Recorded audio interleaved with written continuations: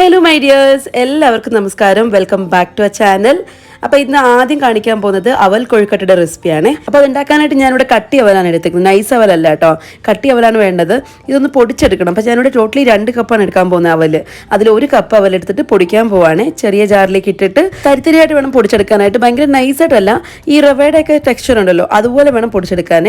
ഒരുപാട് നൈസായിട്ടുണ്ടെങ്കിലും അത്ര ടേസ്റ്റ് ഉണ്ടാവില്ല കേട്ടോ. അപ്പോൾ അതുകൊണ്ട് ഈ ഒരു രീതിയിൽ പൊടിച്ചെടുത്താൽ മതി. പിന്നെ ഇതിന് പകരം നിങ്ങൾക്ക് വേണമെന്നുണ്ടെങ്കിൽ നമ്മുടെ സാധാരണ മട്ട അവലുണ്ടല്ലോ അതും യൂസ് ചെയ്യാം, പക്ഷെ കട്ടിയായിരിക്കണം എന്ന് മാത്രം.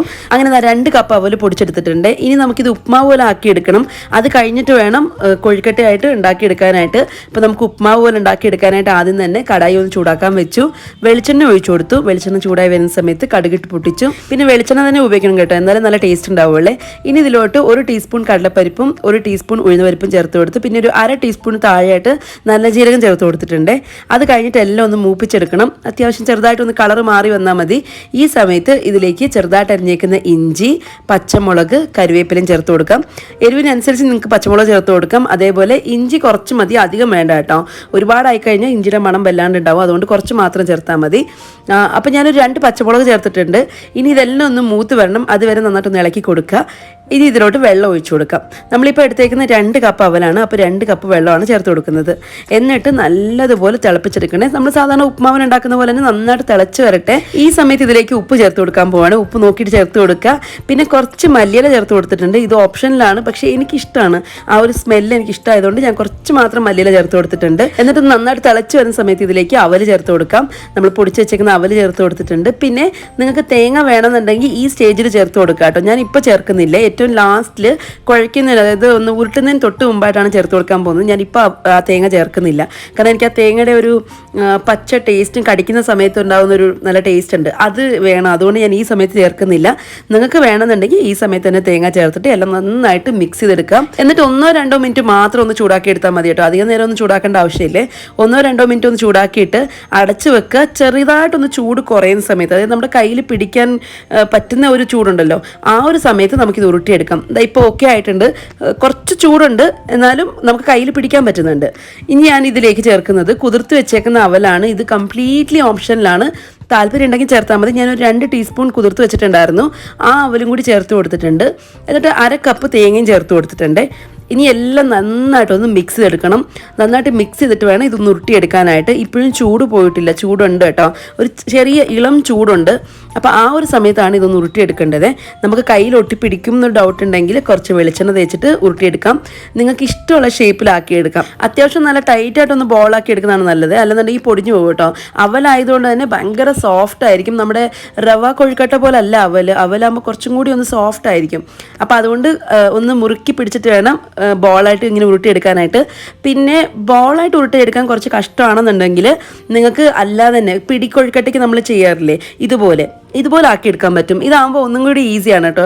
ഷേപ്പ് വേണമെന്നൊന്നും ഇല്ലാന്നുണ്ടെങ്കിൽ ഇങ്ങനെ ആക്കിയെടുത്താലും മതി. എങ്ങനെ ആയാലും ടേസ്റ്റ് ഒന്ന് തന്നെ ആയിരിക്കും. 2 രീതിയിലും ഉണ്ടാക്കാറുണ്ട്, നിങ്ങൾക്ക് ഇഷ്ടമുള്ള പോലെ ഉണ്ടാക്കിയെടുക്കാം. അത് കഴിഞ്ഞ് ഞാൻ സ്റ്റീമറിൽ വെള്ളം ഒഴിച്ച് അടുപ്പത്ത് വെച്ചിട്ടുണ്ടായിരുന്നു. ചൂടായി വരുന്ന സമയത്ത് വെച്ച് കൊടുക്കുന്നുണ്ട്. ഇനി ഇത് നന്നായിട്ടൊന്ന് സ്റ്റീം ചെയ്തെടുക്കണം. മിനിമം ഒരു 5-6 മിനിറ്റ് ഒന്ന് സ്റ്റീം ചെയ്തെടുത്താൽ മതി, കാരണം ഓൾറെഡി അവലൊക്കെ വെന്തതാണ്. പക്ഷെ നല്ലതുപോലെ ഒന്ന് ആവി കയറി വരുന്ന സമയത്ത് നമുക്കിത് മാറ്റി വെക്കാം. അതൊന്ന് നോക്കിയാൽ തന്നെ നിങ്ങൾക്ക് മനസ്സിലാവും, നന്നായിട്ടൊന്ന് ആവി കയറിയാൽ മാത്രം മതി. അങ്ങനെ ഒരു ട്രിപ്പുള്ള കൊഴുക്കട്ട ആയിട്ടുണ്ട്. ഇനി അടുത്ത ഒരു തവണയും കൂടി വെക്കാൻ പോവാണ് കേട്ടോ. നിങ്ങൾ ഇതുവരെയായിട്ട് അവൽ കൊഴുക്കട്ട കഴിച്ചിട്ടില്ല, നമ്മളെപ്പോഴും റവ കൊഴുക്കട്ടയിലേ ഉണ്ടാക്കാറുള്ളൂ. അതിന് പകരം ഈ ഒരു അവൽ കൊഴുക്കട്ട ഉണ്ടാക്കി നോക്കൂ, ഉറപ്പായിട്ടും നിങ്ങൾക്ക് ഇഷ്ടപ്പെടും. കാരണം ഭയങ്കര സോഫ്റ്റാണ് കേട്ടോ. എത്ര നേരം ഇരുന്നാലും ഈ സംഭവം സോഫ്റ്റായിട്ട് തന്നെ ഇരിക്കും. അതുകൊണ്ട് എല്ലാവരും ഒന്ന് ട്രൈ ചെയ്ത് നോക്കൂ, എന്നിട്ട് ഫീഡ്ബാക്ക് അറിയിക്കാൻ മറക്കല്ലേ.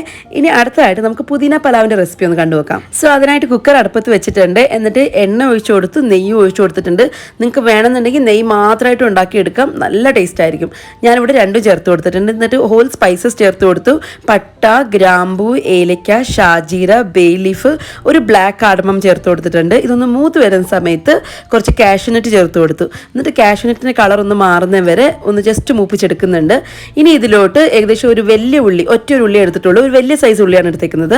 നീളത്തിൽ അരിഞ്ഞേക്കുന്ന ഉള്ളി ചേർത്ത് കൊടുത്തിട്ടുണ്ട്. എന്നിട്ട് ആവശ്യത്തിന് ഉപ്പും ചേർത്ത് ഈ ഉള്ളി നന്നായിട്ടൊന്ന് വഴറ്റിയെടുക്കണേ. ഉള്ളിയുടെ കളർ ലൈറ്റായിട്ടൊന്ന് മാറി വന്നാൽ മതി, ബ്രൗൺ കളർ ആവേണ്ട ആവശ്യമൊന്നുമില്ല കേട്ടോ.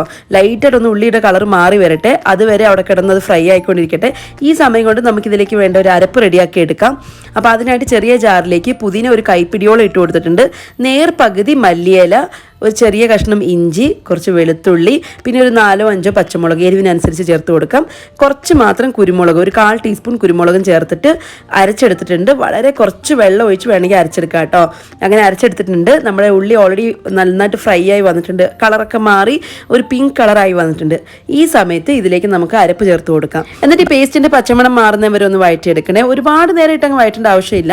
1-2 മിനിറ്റ് ഒന്ന് വഴറ്റിയെടുത്താൽ മതി കേട്ടോ. ഒരുപാട് നേരം വഴറ്റി കഴിഞ്ഞിട്ട് ആ പുതിനയുടെ മണമൊക്കെ കംപ്ലീറ്റ്ലി അങ്ങ് പോകും. അപ്പോൾ അതുകൊണ്ട് അങ്ങനെ ചെയ്യേണ്ട. ചെറുതായിട്ട് പുതിനയുടെ മണമൊക്കെ ഉണ്ടെങ്കിൽ നല്ല ടേസ്റ്റ് ഉണ്ടാവുള്ളൂ. അപ്പോൾ അതുകൊണ്ട് ജസ്റ്റ് 1-2 മിനിറ്റ് ഒന്ന് ചൂടാക്കി എടുക്കുക.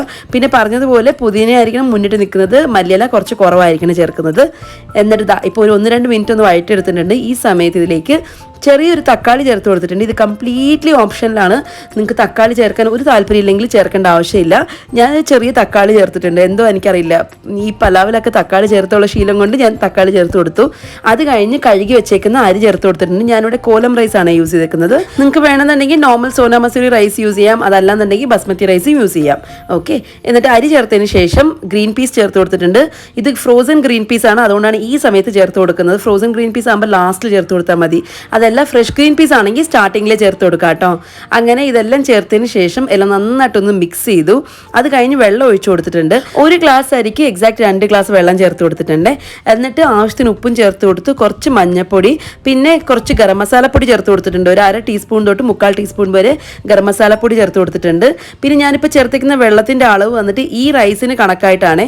ബസ്മതി റൈസാണ് യൂസ് ചെയ്യുന്നെങ്കിൽ ഇത്രയും വെള്ളത്തിൻ്റെ ആവശ്യമില്ല. ഒരു ഗ്ലാസ് അരിക്ക് 1.25 ഗ്ലാസ് വെള്ളം മതിയാവും കേട്ടോ. അങ്ങനെ എല്ലാം ചേർത്തതിന് ശേഷം ലാസ്റ്റിൽ കുറച്ച് നാരങ്ങനീരും ചേർത്ത് കൊടുത്തിട്ടുണ്ട്. എന്നിട്ട് അടച്ചു വെച്ച് 2 വിസിൽ അടുപ്പിച്ചെടുക്കാൻ പോവാണ്. മീഡിയം ടു ഹൈ ഫ്ലെയിമിൽ വെച്ച് 2 വിസിൽ മാത്രം അടുപ്പിച്ചെടുത്താൽ മതി. എൻ്റെ ഈ കുക്കറിന് അത് മതിയാവും കേട്ടോ. അങ്ങനെ 2 വിസിൽ അടുപ്പിച്ച് പ്രഷറൊക്കെ പോയി കഴിഞ്ഞ് തുറന്ന് നോക്കുമ്പോൾ നല്ല അടിപൊളിയായിട്ട് റൈസ് വെന്തിട്ടുണ്ട്. ഒട്ടും ഒട്ടിപ്പിടിച്ചിട്ടില്ല, അതേപോലെ ഒരുപാട് വെന്ത് കുഴഞ്ഞു പോയിട്ടും ഇല്ല. നന്നായിട്ടൊന്ന് മിക്സ് എടുക്കണം, കാരണം ഗ്രീൻ പീസൊക്കെ മുകളിലുണ്ടാവും. അതെല്ലാം നന്നായിട്ടൊന്ന് മിക്സ് എടുത്തു കഴിഞ്ഞാൽ സൂപ്പർ ടേസ്റ്റി ആയിട്ടുള്ള സിമ്പിൾ ആയിട്ടുള്ള പുതിന പലാവ് റെഡിയാണ്. നിങ്ങൾക്ക് താല്പര്യം ഉണ്ടെങ്കിൽ വെജിറ്റബിൾസും ചേർക്കാം. പക്ഷേ ഇത് പുതിന പലാവ് ആയതുകൊണ്ട് മെയിനായിട്ട് പുതിനയുടെ ടേസ്റ്റ് അറിയണം. അതുകൊണ്ടാണ് ഞാൻ ഇങ്ങനെ ചെയ്തേക്കുന്നത്. അപ്പോൾ നിങ്ങളും ട്രൈ ചെയ്ത് നോക്കൂ, ഉറപ്പായിട്ട് നിങ്ങൾക്ക് ഇഷ്ടപ്പെടും.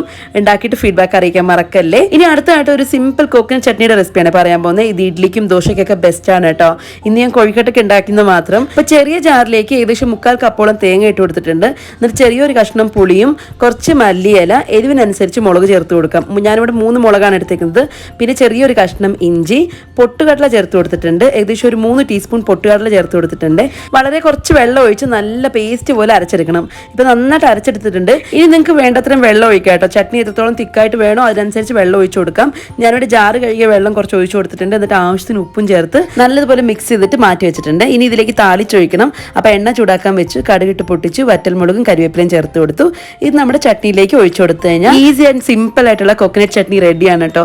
ദോശയ്ക്കും ഇഡ്ലിക്കൊക്കെ പറ്റിയ കോംബോ ആണ്. അതേപോലെ കൊഴുക്കട്ടയ്ക്കും നല്ല ടേസ്റ്റ് ആണ്. അപ്പോൾ എല്ലാവരും ഒന്ന് ട്രൈ ചെയ്ത് നോക്കിയിട്ട് ഫീഡ്ബാക്ക് അറിയിക്കണം. അടുത്തായിട്ട് പലാവിൻ്റെ കൂടെ കൊടുത്തു വിട്ടേക്കുന്ന സാലഡിൻ്റെ റെസിപ്പിയാണ് പറയാൻ പോകുന്നത്. സാധാരണ എപ്പോഴും തക്കാളി ഉള്ളി സാലഡാണല്ലോ കൊടുത്തു വിടുന്നത്. ഇന്ന് ഞാൻ വിചാരിച്ചു പുതിനയുടെ കൂടെ വേറെ പ്രത്യേകിച്ച് വെജിറ്റബിൾസ് ഒന്നും ചേർത്തിട്ടില്ലല്ലോ. അപ്പോൾ നല്ലൊരു സാലഡ് കൊടുത്തു വിടാമെന്ന് വിചാരിച്ചു. അതുകൊണ്ട് തൈര് ഒന്ന് നന്നായിട്ട് ഉടച്ചെടുത്തിട്ടുണ്ട്. ഇനി ഇതിലോട്ട് ചെറുതായിട്ട് അരിഞ്ഞേക്കുന്ന കുക്കുംബർ ചേർത്ത് കൊടുത്തിട്ടുണ്ട്. അത് കഴിഞ്ഞ് ചെറുതായിട്ട് അരിഞ്ഞേക്കുന്ന ഉള്ളി ചേർത്ത് കൊടുത്തു. പിന്നെ ഒരു ക്യാരറ്റ് ഗ്രേറ്റ് ചെയ്തിട്ട് ചേർത്ത് കൊടുക്കുന്നുണ്ട്. അത് കഴിഞ്ഞ് ഒരു തക്കാളിയും ചേർത്ത് കൊടുക്കുന്നുണ്ട്. ഇതിൻ്റെയൊക്കെ അളവ് നിങ്ങൾക്ക് തീരുമാനിക്കാം കേട്ടോ, എത്ര വേണമെങ്കിലും ചേർത്ത് കൊടുക്കാം. പിന്നെ മല്ലിയില, പച്ചമുളക്, ആവശ്യത്തിന് ഉപ്പും ചേർത്ത് എല്ലാം നന്നായിട്ട് മിക്സ് ചെയ്തെടുക്കുക. നല്ലതുപോലെ മിക്സ് ചെയ്തതിന് ശേഷം വെള്ളം ഒഴിച്ചു കൊടുക്കാം. നിങ്ങൾക്ക് എത്രത്തോളം തിക്കായിട്ട് വേണം എന്ന് നോക്കിയിട്ട് വെള്ളം ഒഴിച്ചു കൊടുക്കാം. പിന്നെ ടേസ്റ്റ് കൂട്ടാനായിട്ട് കുറച്ച് ജീരകപ്പൊടി ചേർത്ത് കൊടുക്കുന്നുണ്ട്. ഒരു 1/2 ടീസ്പൂൺ താഴെ ജീരകപ്പൊടി ചേർത്ത് കൊടുക്കുന്നുണ്ട്. ഇനി എല്ലാം നന്നായിട്ട് മിക്സ് എടുത്ത് കഴിഞ്ഞാൽ നല്ല അടിപൊളി ടേസ്റ്റ് ആയിട്ടുള്ള സാലഡ് റെഡിയാണ് കേട്ടോ. അപ്പോൾ എല്ലാവരും ഒന്ന് ട്രൈ ചെയ്ത് നോക്കുക. ഇന്നത്തെ എല്ലാ റെസിപ്പീസും ഇഷ്ടമായെന്ന് വിശ്വസിക്കുന്നു. ഇഷ്ടമായിട്ടുണ്ടെങ്കിൽ നമ്മുടെ ചാനൽ ഒന്ന് സബ്സ്ക്രൈബ് ചെയ്ത് സപ്പോർട്ട് ചെയ്യാനും മറക്കരുത്. കൂടാതെ വീഡിയോ ലൈക്ക് ചെയ്യാനും മറക്കല്ലേ. അടുത്ത വീഡിയോ ആയിട്ട് കാണാം. ടാറ്റാ.